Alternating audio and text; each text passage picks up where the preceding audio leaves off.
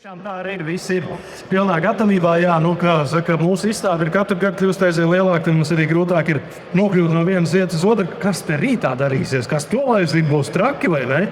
Būs ļoti daudz. Būs ļoti daudz cilvēku. Intrigas daudz. Intrigas daudz, un jūs esat savērkoši intrigu divkārt, tāpēc, ka pārsvarā mēs esam redzējuši vienu automašīnu, kas ir atklāta, un tā ir pirmizrāde, bet šajā gadījumā Baltijas pirmizrāde. Es pat nezinu, kur no tā ir intriģējošāk, jo es nevaru šo jautājumu atbildēt, bet ļausim mums atbildēt auditorijai.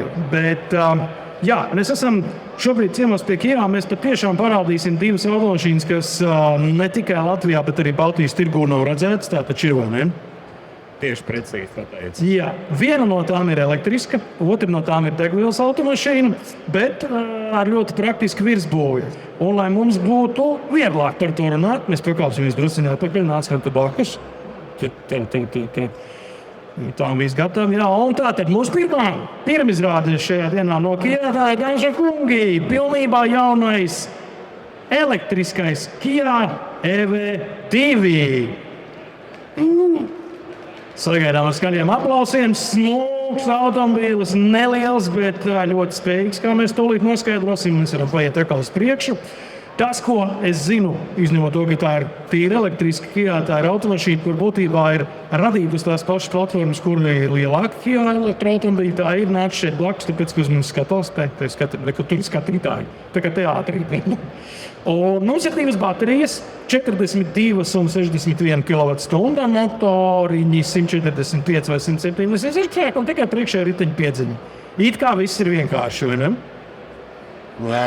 Vienkāršība ir tās automašīnas viena no galvenajām idejām. Jā, runāšu tā tuvāk, jā. Tuvāk, jā. Tagad labāk. Ļoti labi zinām. Jā, un tas ir tas, ar ko Kia startē tādā tautas segmentā, ekonomiskajā klasē. Bet tas nenozīmē, ka tur viss būs lēts. Par to mēs nebūsim. Automašīna ar 30,000 eiro. Jā, tas ir elektromobīļi, tas ir ok.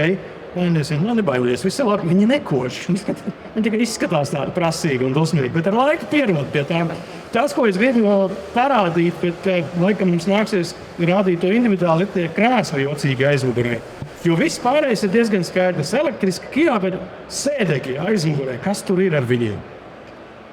Tas tiešām ir jāskatās klātienē. Viņi ir interesanti dalāmi un bīdāmi, ka šajā segmentā nav nekad bijis. Nevienam nav bijis. Mēs zinām, ka ir minivan, kuros ir dabūt tur kapteiļa krāsas vai kaut kādas 2 rindas, 3 rindas un tā tālāk. Bet tik mazā mašīnā parasti viss ir pieskrūvēts pie grīdas un ir tā kā ir bijis sākumā. Te ir 2 varianti. Ja automobīls ir 4-vietīgs, tad aizmugurējais sēdeklis ir bīdāms, atsevišķi.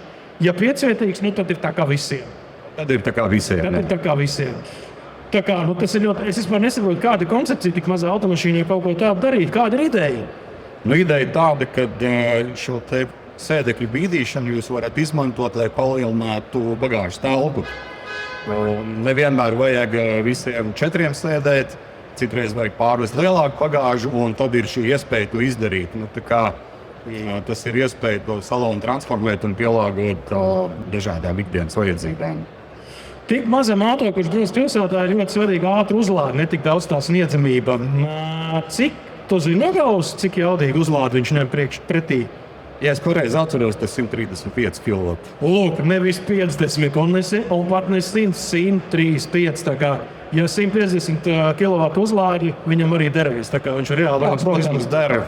Viņš lādēs nevis ar 150, bet ar 135. Bet tas ir tāpatās pietiekoši ātri, lai tā automobīļu uzlādētu pusstundas 20 minūšu laikā tuvākajiem 200 km.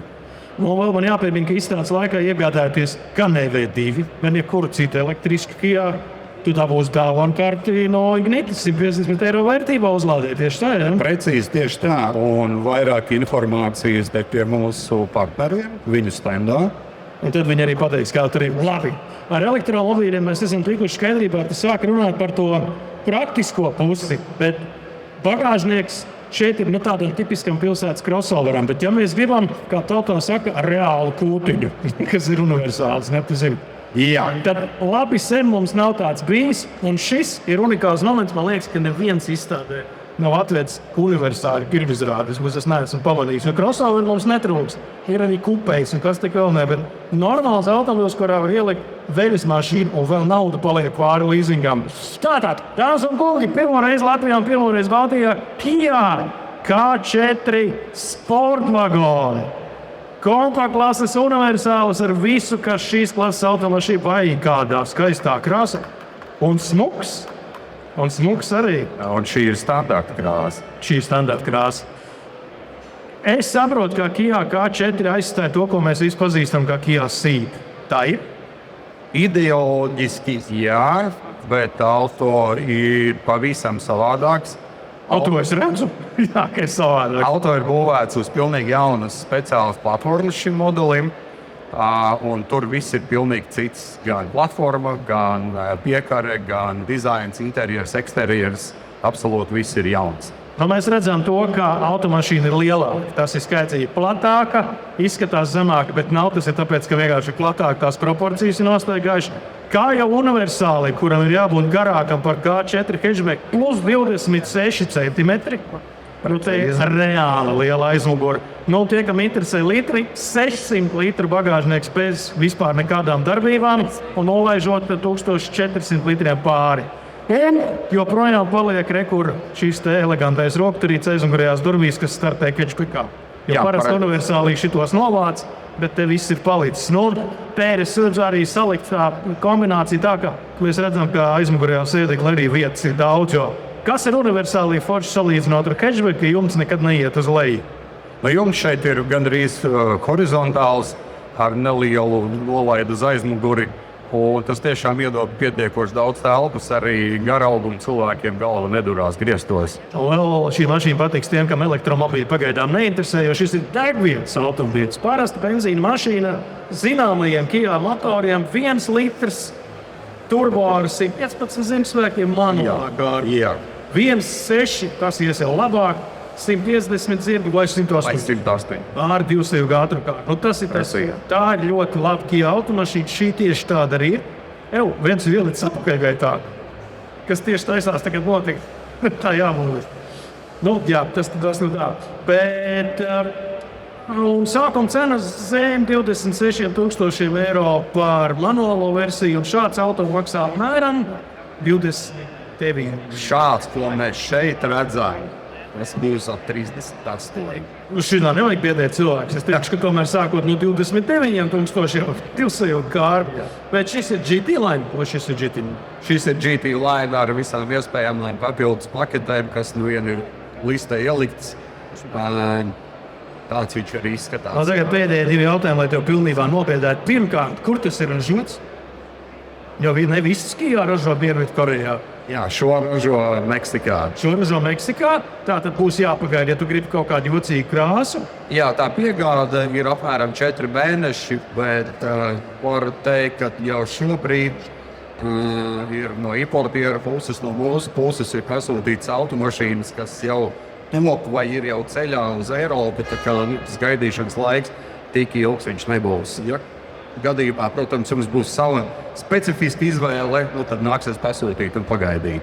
Tad man atliek jūs apsveikt ar 2 burvīgiem un arī praktiskiem noderīgiem jaunumiem šajā izstādē. Vispār Kia pasaulē tātad vispieejamākais līdz šim elektriskais Kia EV2 30,000 eiro un normāls, bet ar modernu dizainu kompaktklases.